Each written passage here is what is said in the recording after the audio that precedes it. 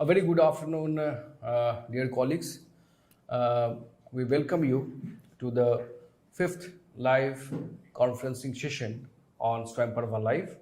And we all are very much aware that this is the fifth batch of professional development program on national education policy. Colleagues, as we are very much aware that National Education Policy 2020 emphasizes upon multidisciplinary education, a lot of flexibilities to be given to learners, flexible teaching and learning transaction methods and curriculum, uh, uh, multi-lingual strategy for teaching and learning processes, and multiple entry and exit in different courses and different kinds of academic programs, and most importantly, creating academic bank of credits. And as I told you that it also talks about multilingualism, and it also advocates transaction of curriculum and adopting teaching learning strategies in different Indian languages, and most importantly mother languages. Um, National Education Policy clearly says that wherever possible, the medium of instruction until at least till the grade 5, but preferably till grade 8 and beyond, will be the home languages, will be in home languages, mother tongue, local languages, regional languages, and for the both public and private institutions. This is some sort of efforts which National Education Policy tries to make and convey to us that as a teacher, we are supposed to impart or the education or transact the curriculum in different Indian languages. And to talk further or discuss this topic, this very important topic in detail, we have today with us Professor Malati Mathur. Let me introduce Professor Malati Mathur to all of you. Professor Malati Mathur is presently Director, School of Foreign Languages, Indira Gandhi National Open University. And before that, she has been Director, School of Humanities. And she has also credit of setting of Center of Modern Indian Languages at the Indira Gandhi National Open Universities. Besides, Professor Mathur has been very much involved in different kind of literary activities, translation, and she has been visiting a lot of universities, especially she has been a member of Board of Studies and DRC at the Jamia Millia Islamia. She has been associated as a member of the Board of Studies at IIS University, Jaipur, and she has been also part of Management of Distance Education at Central Sanskrit University, New Delhi. And as far as her academic contributions are concerned, in terms of publications, she has 7 books to her credit, and she has presented about 40 research papers in different national and international seminars and conferences, and she has been also awarded with British Council Katha Awards for translation from Tamil and Hindi into English. So with this brief introduction, I would hand over the session to Professor Mathur. Thank you, Dr. Asgar. That was a very generous introduction indeed, and also a very comprehensive introduction to what the National Education Policy of 2020 says about the mother tongues and about our regional languages.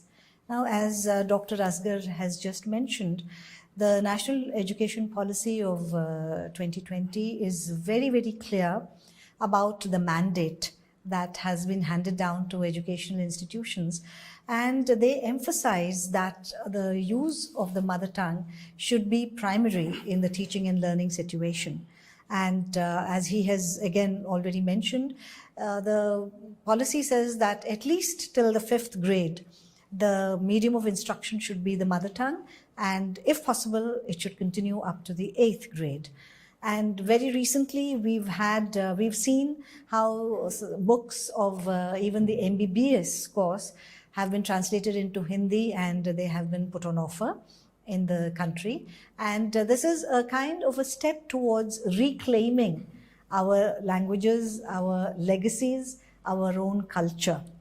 Because there is no way, two ways about it. Language cannot be separated from our culture. It cannot be separated from our literature. So when we try to take someone away from their mother tongue, we are in fact isolating them and removing all traces of their own culture. So because linguistically, culture traces itself through language, through literature, the way we communicate with each other. So the national education policy, in its emphasis on the mother tongue in the teaching learning situation, has made it very clear that this kind of a division we should try to obliterate it as far as possible. When we talk about languages, as I said, we also talk about Indian art and culture. And the NEP 2020 talks about language, the mother tongue, in this very context. And they say that we should talk about Indian art, culture, and language because that is the medium in which the creative spirit can be awakened. And it also believes that until and unless we bring in the mother tongue into the curriculum, we will not be able to impart understanding. We will not be able to impart a comprehensive education to the child. And as a professor of English, I would like to share an experience of my own. My own mother tongue is Tamil, and I have been teaching English in states which have predominantly Hindi as their own mother tongue. And initially, I did face a lot of problems because I felt that English should be taught only in English. और पहले ये बात ज़रूर कही जाती थी, सारे जो सीनियर प्रोफेसर्स थे वो कहते थे कि जब तक आप उस लैंग्वेज में डुबकी नहीं लगाएंगे तब तक आपको वो भाषा नहीं आ सकती. तो एक तरह से पूरी तरह से वर्जित किया हुआ था कि क्लासरूम के अंदर जब आप इंग्लिश पढ़ाएंगे तो आप किसी भी मदर टंग हिंदी का तो बिल्कुल हरगिज़ प्रयोग नहीं करेंगे. तो शुरुआत में क्योंकि मैं खुद भी हिंदी बहुत अच्छे से नहीं बोल पाती थी, नहीं जानती थी, तो मेरा यही होता था कि मैं 45 मिनट में इंग्लिश में पढ़ा के मैं निकल जाती थी और मुझे महसूस होता था मेरे स्टूडेंट्स के चेहरे को देखकर कि वो कुछ भी नहीं समझ पाए या बहुत कम समझ पाए हैं. And then I started realizing that I need to change my strategy. अगर मैं 45 मिनट में बोल के आ गई, मैं अपने आप को खुश कर सकती हूँ कि हाँ जी मैंने ये सिलेबस में आज ये टॉपिक मैंने कवर कर लिया. लेकिन अगर वो मेरी बात अगर छात्राओं तक नहीं पहुँच पा रही है तो मेरा वो जो मकसद है वो तो पूरा ही नहीं हुआ. मैं वहाँ बस बोल कर आई हूँ, तो जहाँ पहुँचनी चाहिए बात वो नहीं पहुँची है. So then I slowly, I think by trying to teach English in a way that students can understand, I myself started learning Hindi as well. So it became a two-way process और English पढ़ाते पढ़ाते मैं खुद हिंदी सीख गई. तो और इसमें एक और बात भी थी. मैंने एक बार एक हमारे ब्रिटिश काउंसिल के एक टीचिंग ऑफ लिटरेचर के एक कॉन्फ्रेंस में मैंने ये गुस्ताखी की कि मैंने कहा कि नहीं जी हम मदर टंग को यूज़ कर सकते हैं इंग्लिश पढ़ाते वक्त, और बहुत सारे प्रोफेसर्स मेरे से झगड़ा करने लग गए थे. और लेकिन मैंने जो प्रैक्टिकली महसूस किया मैंने वही जाहिर किया. और ये बात मैंने ज़रूर देखा कि स्टूडेंट्स कई बार क्योंकि वो नहीं जानते हैं, अंग्रेज़ी नहीं जानते हैं, अंग्रेज़ी से एक लव हेट रिलेशनशिप रहा है हमारा, तो वो ये समझते थे कि अगर हम ठीक से नहीं बोलेंगे तो हमारी it's a kind of an inferiority complex. So they would hesitate, they would not speak in English because they felt that they would make mistakes. But then I would say, देखिए मैं हिंदी नहीं जानती, मैं हिंदी बोल रही हूँ और मैं कितनी गलतियाँ कर रही हूँ, तो आप मुझे हिंदी सिखाइए, आप मेरी गलतियों को सुधारिए और मैं आपके इंग्लिश को मैं सुधारती हूँ. So this became a kind of a deal between us. It became a bargain कि मैं आपकी गलतियाँ सुधारूंगी, आप मेरी गलतियाँ सुधारिए. मेरे को शर्म नहीं आ रही क्योंकि मैं सीखने की कोशिश कर रही हूँ. So I felt that this kind of an approach made my students more open to learning, more open to making mistakes and learning from the mistakes, and in overcoming their hesitation, their reluctance to actually trying to communicate in English. So this was something that I felt myself, that the use of the mother tongue in many ways helps understanding, helps make the atmosphere in the classroom so much more relaxed, so much more, I think, conducive to the way students approach learning. Swami Vivekananda had something very, very important to say about language, about the mother tongues.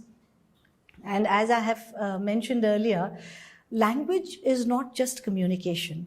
It is an indicator. It shows your identity. It gives you an identity. It gives you a personal, a social, and a cultural identity. And every language has its own culture. It is like music. हर राग की एक माहौल हो जाता है, जैसे कि आप राग गाते हैं या बजाते हैं, उसका एक माहौल होता है। तो उसी प्रकार से हर भाषा का एक होता है माहौल। उसके अंदर बहुत सारी चीज़ें जुड़ी हुई होती हैं, आपकी संस्कृति जुड़ी हुई होती है। आप जब अपने भाषा में बात करते हैं, आपके उसके साथ कई यादें जुड़ी हुई होती हैं। You remember the way your grandparents used to tell you stories in that language. So there are so many things that are interlinked, and that is why the use of the mother tongue is so very important for us.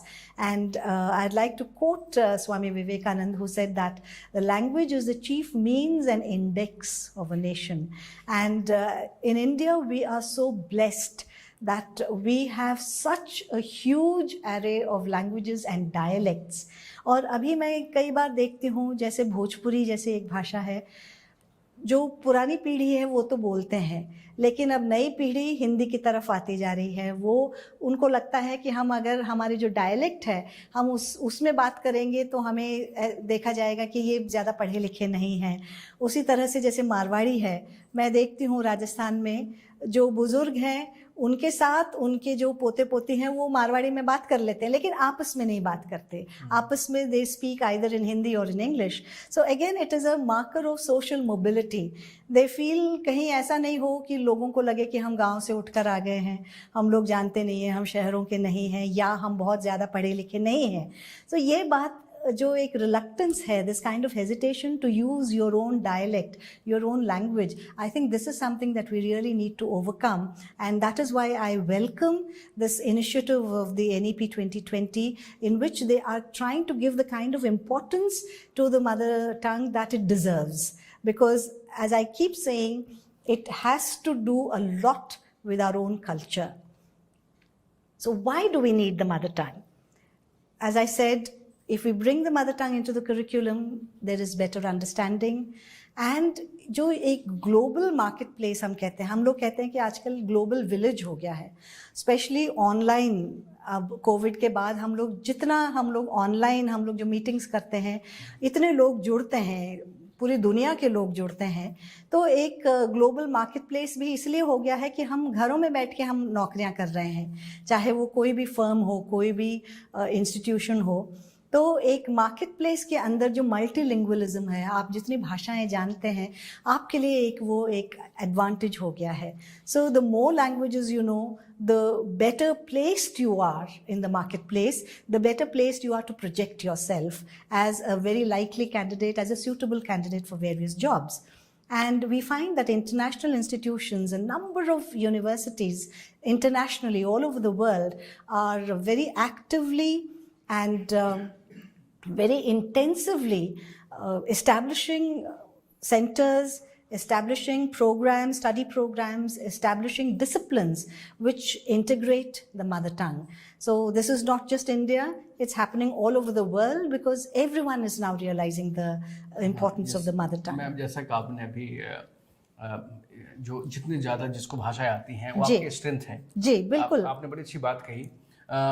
क्योंकि अभी मैं पढ़ रहा था कि 2021 का जो census है, 2021 के सेंसस के मुताबिक हमारे यहाँ भारत में 121 मातृभाषाएं बोली जाती हैं। जी 121 जी। और वो उसके अतिरिक्त हैं जो 22 जो शेड्यूल लैंग्वेजेस है उसके अलावा है। और एक चीज़ और आप को ये बता दें कि जब से भारत में ग्लोबलाइजेशन का प्रोसेस शुरू हुआ, मल्टीनेशनल कंपनीज इंडिया में आनी शुरू हुई, तो आज जो जॉब मार्केट है भाषा के क्षेत्र में, खासतौर से विदेशी भाषाओं के जानने वाले जो मल्टीनेशनल कंपनीज इंडिया में आई हैं वो इसलिए आई हैं कि यहाँ उनको मल्टीलिंगुअल्स जो एक्सपर्ट्स हैं, लैंग्वेज के एक्सपर्ट्स हैं, लिंग्विस्ट्स हैं, वो उनको आसानी से मिल रहे हैं। तो एक रोज़गार का मौका भी जो है, जो जितने ज़्यादा भाषाएं जिनको आ रही हैं, खासतौर से विदेशी भाषाएं जिनको आ रही हैं, उनको एक काम करने का मौका, एक जॉब की अपॉर्चुनिटी मिल रही है।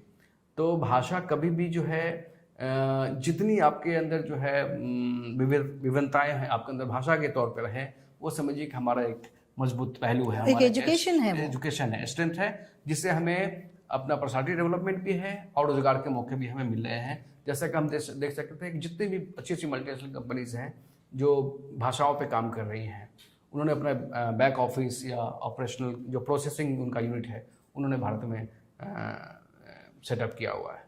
तो एक तरह से जैसे कि मैम ने बिल्कुल दुरुस्त फरमाया कि हमारी एक मजबूती है। जी बिल्कुल। और जैसा आप कह रहे हैं कि हमारे यहाँ क्योंकि इतनी विविधताएं हैं, इतनी भाषाएं हैं हमारे पास, तो हम लोग ज़्यादातर जो भारतीय हैं वो तो एक से ज़्यादा तो जानते ही हैं भाषा। बिल्कुल। ऐसा कोई होगा ही नहीं जो सिर्फ एक ही भाषा जानता हो। तो उसमें क्या हो जाता है कि वो जो और दूसरे कल्चर्स हैं उसके बारे में भी जानकारी मिलती है, तो we become more tolerant towards the other, क्योंकि हम फिर समझ पाते हैं कि सब एक जैसा नहीं है और एक जैसे होने की ज़रूरत भी नहीं है ना। तो हम लोगों के अंदर ये जो टॉलरेंस वाली भावना आती है, तो वो बहुत ही अच्छा है, माहौल एक अच्छा हो जाता है। और हमारे लिए, क्योंकि हम पहले से 2-3 भाषाओं को हम जानते हैं, हमारे लिए और भाषाएं सीखने में हमें बहुत आसानी हो जाती है। और शायद राष्ट्रीय शिक्षा नीति 2020 जो है इसी बात की तरफ इंगित करता है कि जब हमारे पास भाषाओं का इतना भंडार है, तो हम क्यों ना उन भाषाओं में अपने बच्चों को बिल्कुल जो उनकी बुनियादी तालीम है, जो बेसिक एजुकेशन है और इवन हायर एजुकेशन है, वो दें। और कम से कम कई सारी भाषाओं में तो बाइलिंगुअल तो हम हो ही सकते हैं। बाइलिंगुअल तो हम हैं ही, बिल्कुल है। हम बाइलिंगुअल ट्राइलिंगुअल हैं कई बार, बिल्कुल है ना। और स्पेशली अब जैसे कई लोग इंटर स्टेट मैरिजेस जब हो जाते हैं, जिनके husband speaks one language and the wife speaks another language, so जो बच्चे हैं वो दोनों भाषाएं तो सीखते ही हैं। उसके अलावा अगर वो किसी और स्टेट में है तो वहाँ वाली भाषा भी सीख जाते हैं, इंग्लिश भी सीख जाते हैं। तो कम से कम 4-5 भाषाएं तो बहुत आसानी से बोल लेते हैं वो लोग। और I think in our genetic makeup we are able to grasp and learn new languages more easily because we are exposed to so many languages on a day-to-day basis. So that is something that we should preserve, and that is something that we should value.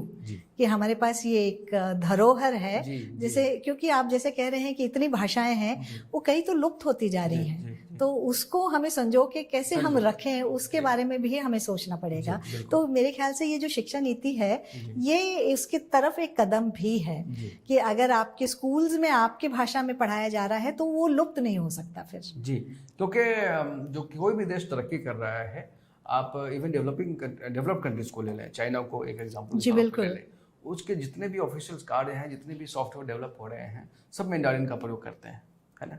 तो हमारी तो culturally और linguistically और तो हम बहुत ही, हमारा society बहुत ही प्लुरलिस्टिक है। एब्सोल्युटली। तो इन चीज़ों को हम कैसे आगे बढ़ाएं, तो अगर हम शिक्षा नीति का जो प्रयास हो रहा है, अगर हम उस पर पालन करें अक्षरता, तो जाहिर सी बात है कि हम और आगे इस दिशा में बढ़ सकते हैं। बिल्कुल। जी मैडम। तो अब हम आते हैं इग्नू की तरफ, क्योंकि अब ये शिक्षा नीति के जो संदर्भ में हम जो बात करते हैं, तो हम क्योंकि हम इग्नू में हैं, हम पढ़ा रहे हैं, हमने क्या किया है जो हमारी जो मातृभाषाएं हैं उसको हम आगे ले जाने में, to preserve them, to develop them, to bring them closer to the students, what has IGNOU done?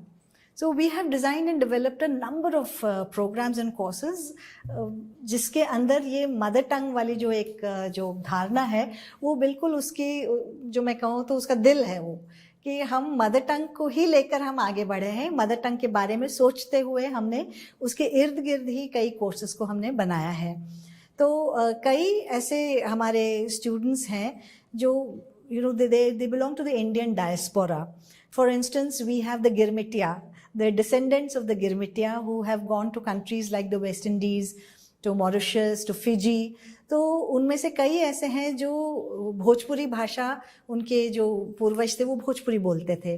तो अब धीरे धीरे उनमें वापस से वो एक तरह की एक जागृति हो रही है कि हम जो हमारे जो पूर्वज जो बोलते थे, हम उससे वापस हम अपने जड़ों की तरफ हम लौटें। तो वो वाली बात तो हो नहीं सकती कि आप वापस अपने देश को लौट जाएं, लेकिन आप अपने भाषा के ज़रिए आप एक तरह से एक कनेक्शन आप ढूंढते हैं। तो उस संदर्भ में हम लोगों ने कई ऐसी मातृभाषाएं हैं जो वो कोर्सेज हैं हमने डेवलप किया है, जो ये इस तरह के जो छात्र छात्राएं हैं वो इंडियन डायस्पोरिक कम्युनिटीज़ जो हैं all over the world, they can opt for these courses and they can rediscover and reconnect with their roots. For instance, we, like I said, we have Bhojpuri. We also have Tamil, which the diasporic, say, people in Malaysia, in Singapore, they can connect to that and they can opt for these kind of programs and courses. We also have, like I said, we have students of Indian origin from Guyana. IGNOU ने actually एक MOU sign किया हुआ है Guyana के साथ, with the government of Guyana, और उसके तहत हम लोग कई ऐसे प्रोग्राम्स हम लोग उनको ऑफर कर रहे हैं जिसके अंदर मातृभाषा भी है. And we have seen a lot of interest from the West Indies as well. We have people coming here and saying आप इस तरह के हमें कोर्स दीजिए जिसमें हमारे बच्चे जो हैं वो अपने मातृभाषा को दोबारा से सीख पाएँ या दोबारा से जुड़ पाएँ. अब इग्नू ऐसा क्यों कर सकता है, ऐसी क्या खासियत है इग्नू में? The one thing of course is it's the largest open university in the world. So it is not like a conventional university जिसमें जो बच्चे क्लासरूम में आगे वो पढ़ के चले गए, बस बहुत सीमित सी हो जाती है बात. IGNOU, because of its ODL system, distance education, and now because we have made more and more of our programs go online, जिस तरह से आज आपसे बातचीत हो रही है, इस तरह से हम लोग कई प्रोग्राम्स हमने ऑफर किया है जिसमें वीडियो लेक्चर्स हैं, कई तरह के ऑडियो विजुअल एड्स के साथ हम लोग प्रोग्राम्स ऑफर कर रहे हैं. तो IGNOU has this capability of offering this kind of programs, and in many disciplines and in many languages. We have trained faculty to do this, and we have studios, we have the e-resources, and our electronic media and production center has got absolutely state-of-the-art studios and cameras and trained people who not only can record but also edit and then present it to the students. We also have a large number of regional and study centers with very experienced people all around the world. हमारे overseas centers भी हैं. And what is IGNOU doing? हम लोग पढ़ाई के साथ साथ हम लोग एक तरह से we are acting as cultural ambassadors for our own country. Because हमारा जो what I call the raison d'être, which is why do we exist? Why does IGNOU exist? The primary focus, of course, is to provide education and to all, even in the remote areas of our country. And our motto is reach the unreached. So ऐसे लोग दूर दराज इलाकों में बैठे हैं. हमारे बहुत सारे सैनिक बंधु हैं आर्म्ड फोर्सेस में जो बहुत दूर ऐसे जगहों में वो लोग स्टेशनड हैं जहाँ उनके पास एजुकेशन की कोई रिसोर्सेस नहीं है, लेकिन वो चाहते हैं कि वो अपने पढ़ाई को जारी रखें. तो ऐसे लोगों को हम लोग अपना स्टडी प्रोग्राम्स हम पहुँचाते हैं. We try to give them what they require, and we try to tailor our programs and courses according to the requirements of the students, according to the requirements of the marketplace, the job market, according to what they need when they go out into the world. For example, a large number of Indians have gone to the Middle East for their jobs. So hum log IGNOU has also started programs in Arabic. So we try to look at the needs of the students. So what have we done as far as mother tongues are concerned? We have an elective basket of bhashas, जो BA general program जो है हमारा, उसमें first year में हम लोगों ने 18 modern Indian languages का एक बास्केट दिया है, ऑप्शंस हैं. तो उन 18 भाषाओं में से कोई भी एक भाषा कंपल्सरी है. So the student can opt for any one of the the languages. और हमने इस साल से 3 नए जो हैं, जुलाई से हमने शुरुआत की है, मणिपुरी, नेपाली और कश्मीरी। तो ये ऐसी भाषाएं हैं जिनके जो लोग जिन इलाकों में रहते हैं, they felt that they are not part of mainstream India. So by developing these courses in their own languages, we in IGNOU are trying to make them feel that we are all one family, that we may be speaking different languages but we are all together. So ये जो courses हैं, ये 6 credit courses हैं, compulsory है जैसे मैंने बताया first year में। और इसके अंतर्गत हम लोग क्या बताने की कोशिश करते हैं इस 6 क्रेडिट कोर्स के अंदर उस भाषा के बारे में, उसका इतिहास, कैसे शुरुआत हुई उस भाषा की, उसका जो उसके साथ जो संस्कृति जुड़ी हुई है, उसका विकास कैसे हुआ, उसमें किस तरह के लोग, क्या लेखन चल रहा है, आज क्या ट्रेंड्स हैं, और किस तरह से उसमें जैसे the various genres of writing, poetry, autobiographies, travelogues, letters, novels, plays, so all kinds of things, short stories. So we try to introduce the student to various types of writing, so that in their own language, so that they are able to trace their culture, they are able to trace the origin and development and history of their own language and literature. We also talk about the grammar of that language. We talk about the structure, the vocabulary, and if possible, we also bring in the pronunciation. So today the admissions are still going on. So this figure that I'm giving you is for the January 2022 cycle. There were 7,202 students who enrolled in the various language courses in July 2021, and in January 2022, there were 2,647. And for the December 2021 term end exams, just in modern Indian languages, there were 2,081 students who sat for the exam. Now, what are the modern Indian language courses that are on offer? We have Assamese, Bengali, Bhojpuri, English, Gujarati, Hindi, Kannada, Malayalam, Marathi, Odia, Punjabi, Sanskrit, Tamil, Telugu, Urdu, Nepali, Kashmiri, and Manipuri. Now, this is a collage of the covers of those courses that I have just mentioned. And as you can see, they are all very colorful. And we have tried to incorporate elements from that particular state in which that language is spoken. So it can be either the landscape, it can be the map of that particular state, it can also be the pictures of prominent writers and thinkers in that language who have made a mark in that particular language.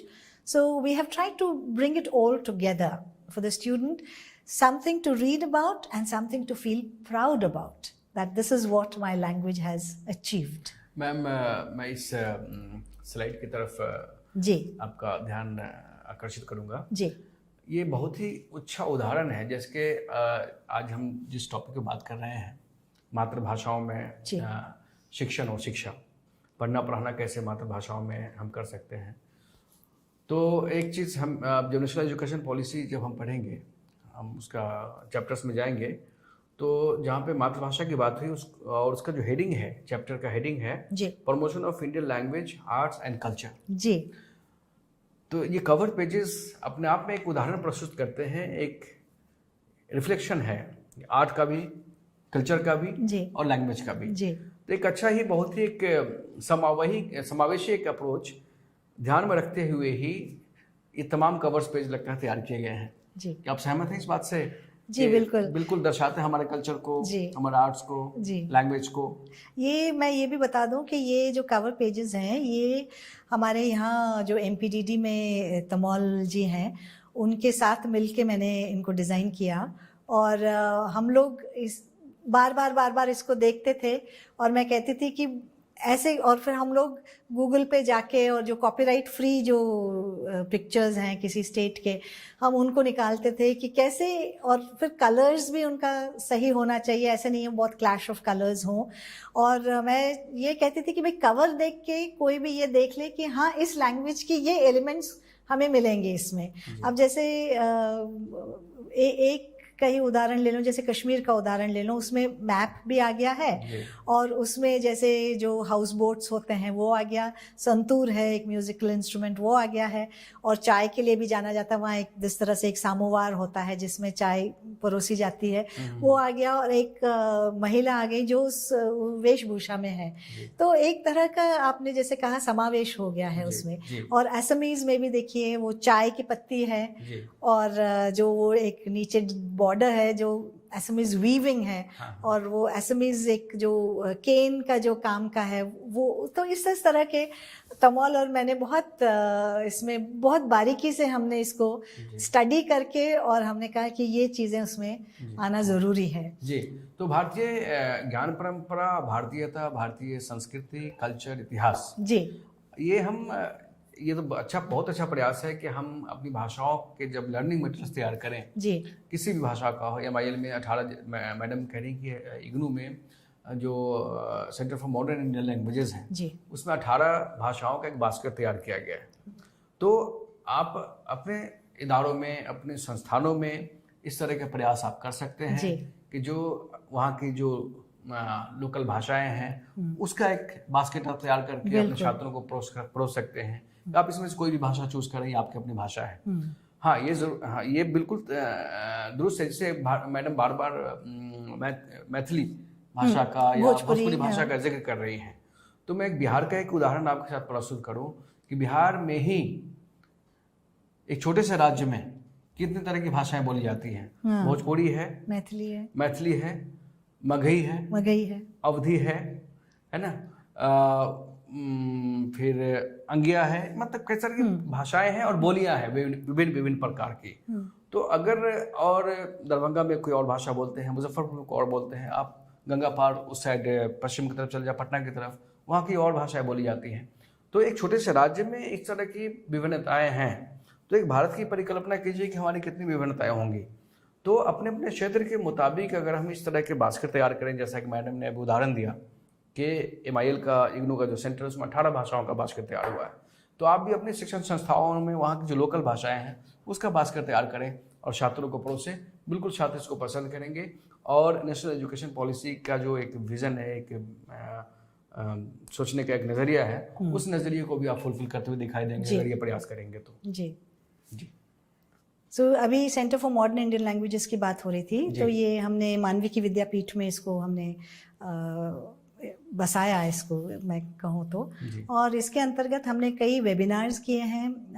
हमारा यही मकसद था कि अलग अलग मातृभाषाओं में जो लिख रहे हैं उसके बारे में बातचीत की जाए, ट्रांसलेशन के बारे में बातचीत की जाए, इवन सिनेमा के बारे में। जैसे एक सज्जन आए थे, उन्होंने सत्यजीत राय के जो फिल्में हैं, बंगाली फिल्म, उसमें सामाजिकता के बारे में उन्होंने जिक्र किया। तो इस तरह के किसी भी तरह का जो any art form, whether it is writing, painting, dance, music और cinema, we try to bring that to our learners. So एक वेबिनार में हमने दो लोगों को बुलाया था, एक जो प्ले राइट हैं वो जो नाट्य मंचन करते हैं, और एक जो डांसर हैं। और हमने कहा कि जो भरत मुनि के जो नाट्य शास्त्र है उसका आप बताइए कि मंचन में हम लोग थियोरी में ज़रूर पढ़ते हैं, बच्चे क्लास में बैठ के भरत मुनि के नाट्य शास्त्र के बारे में थियोरी में पढ़ते हैं, लेकिन जो क्रियान्वित होता है, what is the practical use and implementation of Bharat Muni's Natya Shastra on the stage, in dance and in drama, that is something that we really do not talk about. So we got these two people who talked about this. So various things like this. And then also I invited 2 or 3 people to talk about how Krishna is portrayed in various languages. So Tamil poetry में कैसे और हिंदी में कैसे, इस तरह की हमने बातचीत की। तो एक तरह से हमारे जो स्टूडेंट्स हैं उनको कई जो एक एक्सपोजर मिलता है to for various languages. I think we try to do this. Cinema की बात की जी तो एक भाषा को सिखाने के लिए जी एक जो नाट्य शास्त्र, ड्रामा या फिल्म है, एक बहुत ही बेहतरीन माध्यम है। एब्सोल्युटली। तो हमारे शिक्षक बंधुगण ये भी कर सकते हैं, जो स्कूल के शिक्षक हैं विशेष तौर से, या इवन हायर एजुकेशन सेक्टर में हैं जो लोग पढ़ा रहे हैं, और उनको भाषा की तरफ बच्चों को आकर्षित करना है। जी। तो आपने सत्यजीत रे की का जिक्र किया, उन्होंने बंगालीज में कितनी क्लासिकल अच्छी अच्छी मूवीज बनी है। तो सिर्फ बंगाली ही नहीं बल्कि भारत की जो अन्य भाषाएं हैं, तमिल है, तेलुगु है, मलयालम है, कन्नड़ है, जो पुरानी फिल्में बनी हुई हैं उस प्योर भाषा में, जो वहाँ की बिल्कुल मातृभाषा है, वहाँ की लोकल लैंग्वेज है, तो उस तरह की फिल्मों का आप चुनाव करें और उन फिल्मों का एक शेड्यूल तैयार करें कि आज मराठी लैंग्वेज की मूवी दिखाई जाएगी, आज जो है तमिल की भाषा की मूवी दिखाई जाएगी, कल भोजपुरी में दिखाई जाएगी, क्योंकि भोजपुरी में फिल्म बन रही बहुत सारी, कन्नड़ मूवी दिखाई जाएंगी।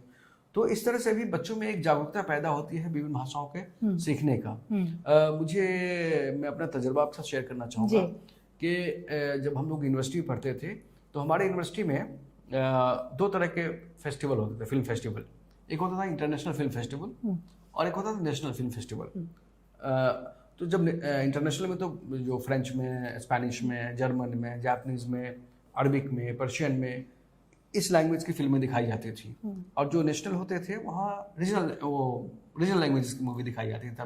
तमिल की जो जिनको नेशनल अवार्ड्स मिले हुए हैं या क्लासिकल मूवी कंसिडर की जाती है, ताकि वो आपसे भाषा ना सीखे बल्कि जो एक क्लासिकल अप्रोच है, और मूवी क्यों क्लासिक बनी वो है ना, और एक सामाजिक परिवेश क्या था उसका, हमारा पुराना कल्चर क्या था, हमारी तहजीब क्या थी, हमारी विरासत क्या थी, कस्टम्स क्या थे। तो उस फिल्म के माध्यम से सिर्फ भाषा पे ही हमारी समझ नहीं विकसित होती थी, बल्कि उसकी हमारी हिस्ट्री, कल्चर, तहजीब है, उसको भी समझने का मौका मिलता था। तो मैं इस मंच के माध्यम से अपने शिक्षक बंधुगण से ये आग्रह करूंगा कि इस तरह की जो प्रक्रिया है इसको अपने अपने शिक्षण संस्थानों में हम शुरू कर सकते हैं एज शिक्षक, ताकि हम भाषा को ज़्यादा से ज़्यादा बच्चों में, अपने कॉलेज में, peer groups and it is में, also more interesting to watch a film. Yes. And instead of listening to a lecture, so when you're watching a film, there is so much more that appeals. It appeals to your senses in so many ways. There is music, there are dialogues, yes, so it's it makes it much more interesting. Ji. So जो मुख्य भाषाएं हैं, एक तो संस्कृत तो है ही. It was offered at bachelor's, master's and PhD levels. We also have certificate and diploma programs. We are also launching it online. And बहुत सारे programs हैं. सरल संस्कृत बोध है, कम्युनिकेटिव संस्कृत है जो ट्राइलिंगुअल है, इंग्लिश, हिंदी एंड संस्कृत. वैदिक गणित, वास्तुशास्त्र, ज्योतिष, भारतीय कालगणना, संस्कृत में विज्ञान और वैदिक स्टडीज. सो ऑल दिस जो हमारे जो NEP 2020 है, it also talks about our Indian knowledge system, our ancient knowledge system. तो इस तरह के जो प्रोग्राम्स हैं, they very directly relate to our Indian knowledge system. इन उर्दू में कहते हैं, बात करने का हसीन तौर तरीका सीखा हमने उर्दू के बहाने से सलीका सीखा. So it is a completely Indian language. यही पैदाइश है उसकी उर्दू की. And again we have courses at all levels: certificate, diploma, bachelor's, master's and PhD. And certificate and जो diploma courses हैं वो हमने online में भी हमने उसको launch कर दिया है. और अब हम एक और MA program in उर्दू हम लोग develop कर रहे हैं. और मैं ये एक जानकारी दे दूँ, अब हम MA in Sindhi studies भी हम लोग बहुत जल्द ही लॉन्च करने जा रहे हैं. We are developing an MA in Sindhi studies. Madam, आपने उर्दू का जिक्र किया जी. तो उर्दू एक ऐसी जुबान है जी जो एक हमारी एक विरासत है, साझी विरासत की निशानदेही है ना. एक गंगा जमनी तहजीब जो हमारा हिंदुस्तान की एक खूबसूरती है, एक पहचान है, उसको रिफ्लेक्शन को जुबान करती है तो वो उर्दू करती है जी. और उर्दू और हिंदी दोनों बहनें हैं. हाँ, माँ एक है और ये उर्दू और हिंदी दोनों बहनें हैं, और दोनों एक खास कॉन्टेक्स्ट में, एक खास बैकग्राउंड में, एक खास सिचुएशन में पैदा हुई हैं और ऐसे माहौल में पैदा हुई है जब हमारी एक बिल्कुल एक मिली जुली तहजीब, एक विरासत है ना। और यही वजह है कि और इस चीज़ को हम चेरिश नहीं करते हैं, बल्कि आप हिंदुस्तान से बाहर भी जाते हैं तो उर्दू को कितना सराहा जाता है। अब हम लोग जो रोज़मर्रा की जो ज़िंदगी में हम लोग जो लफ्ज़ इस्तेमाल करते हैं, जो हम लोग आपस में जो हम बातचीत करते हैं, उसमें से अगर आप उर्दू शब्द हटा दें तो शायद हम लोग बातचीत ही नहीं कर पाएंगे। तो ये हमारे इसके अंदर इतना घुल मिल गया है कि हम सोच ही नहीं सकते कि हम क्या बोल रहे हैं। हम हमारे वो it just comes automatically to us. और आप मगरबी ममालिक में, वेस्टर्न कंट्रीज में आप जाएंगे जी, तो आप बहुत सारे ऐसे लोग उर्दू के जानकार मिलेंगे जी, आपको, जी, बिल्कुल, जो हमसे अच्छा तलफ़ुज़ कभी कभी उनकी होती है उर्दू में, जी, है ना। और वो उस चीज़ को बहुत फख्र से हमारे साथ आते हैं। तो अगर हम लोग इनिशिएट करते हैं इंग्लिश में बात करना तो कहते हैं नो नो नो नो, आप बराए मेहरबानी मुझसे उर्दू में बात करिए। मुझे भी थोड़ी बहुत उर्दू आती है। हमारे एमए उर्दू का जो हमने लॉन्च किया था प्रोग्राम, उसमें हमारे one of the people who launched it was not from India and she spoke such wonderful Urdu that हमें शर्म आ रही थी कि ये इतना अच्छा बोल रहे हैं, हम नहीं बोल पा रहे हैं उसको। It's basically a respect for language, no matter what. So Hindi, of course, we have offered from the very beginning, bachelor's, master's and PhD. And जो MA in हिंदी है वो भी हम ऑनलाइन ले गए हैं। एक MA in व्यावसायिक लेखन भी ऑनलाइन है, अभी हमने ऑफर कर दिया है। English programs also. Now English is also an Indian language. So जैसे अब कहते हैं there are Englishes. So there's an Indian English, there is a West Indian English. So there are Englishes which are spoken all over the world, जिसको हमने अपना बना लिया है उसको। तो जिस तरह की इंग्लिश हम बोलते हैं वो शायद कहीं यूके में नहीं बोलते होंगे, वो हमारी बोली है, हमारी अंग्रेज़ी है वो। सो इसमें भी हम लोगों के certificate, diploma, bachelors, masters, PhD, MA English हमने ऑनलाइन लॉन्च कर दिया है। और इसके अंदर हमारे टेक्स्ट्स हैं वो इंडियन राइटर्स के लिखे हुए भी हैं और हमने ट्रांसलेशंस भी लिए हुए हैं फ्रॉम इंडियन क्लासिक्स। तो कुछ ये एनरोलमेंट फिगर्स मैं आपके साथ साझा करना चाहूँगी। ये अक्टूबर 2022 तक के हैं। तो मलयालम भी ऑनलाइन है, ये 1521 students, and Malayalam ODL 1177, Marathi 187, Odia 441, Punjabi 1011, Tamil 81, Telugu 143, Hindi 43,865, Sanskrit 638, Assamese 256, Bengali 850, Bhojpuri 61, Urdu 2689, Gujarati 151, Kannada 302, Kashmiri 66, Nepali 53 and Manipuri 18. Now let me remind you that Kashmiri, Nepali and Manipuri have been on offer only from July 2022, and I'm sure that by now the numbers have also gone up. And I had already spoken about this. 2081 students applied for the term and exams in the regional languages. And we also have live sessions on channel 17, 18, 19 and 20 on Swayam Prabha.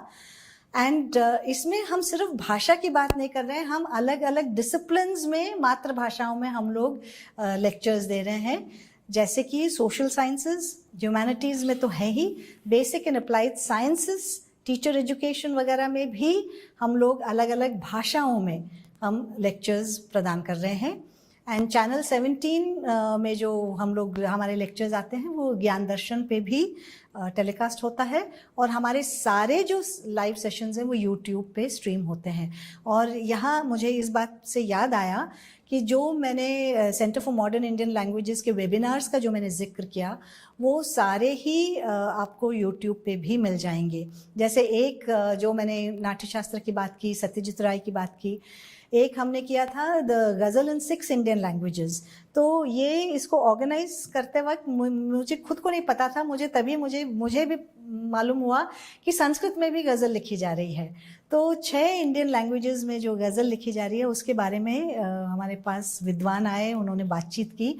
तो ये सारे जो sessions हैं वो सारे आपको YouTube पे भी मिल जाएंगे। तो आप स्कूल ऑफ ह्यूमैनिटीज़ CMIL देख के सर्च करेंगे तो आपको यूट्यूब पे मिल जाएंगे ये सारे। और ये जो एक भारत श्रेष्ठ भारत का जो एक स्कीम है हमारे the government of India has started this where they have paired different states. तो ये जो मैप है इसमें जो अलग अलग रंग हैं तो आप देखिए कि दो सिमिलर जो कलर्स जो हैं उन स्टेट्स को पेयर किया है ताकि इस स्टेट और उस स्टेट के जो बच्चे हैं वो आपस में एक दूसरे की जानकारी ले सकें, एक दूसरे की भाषा के बारे में, संस्कृति के बारे में. So what is the intention behind Ek Bharat Shresth Bharat? It is you bring the country together. Harmony and the integrity of the country is prime, and we are trying to bring all Indians together through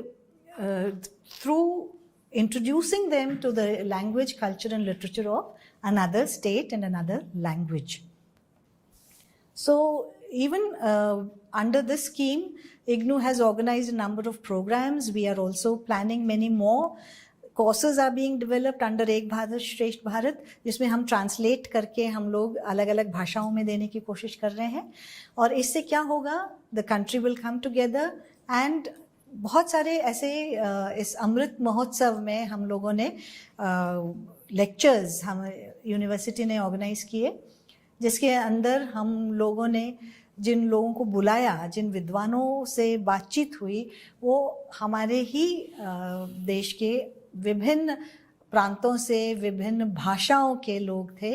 उन्होंने आके अपने अपने प्रांतों के बारे में, especially with regard to the freedom struggle. So there are so many heroes and heroines of the freedom struggle who are forgotten. So they came and they spoke to us about that. So that also is in many ways bringing India together. Now, what are we trying to do further? What is a roadmap that we have?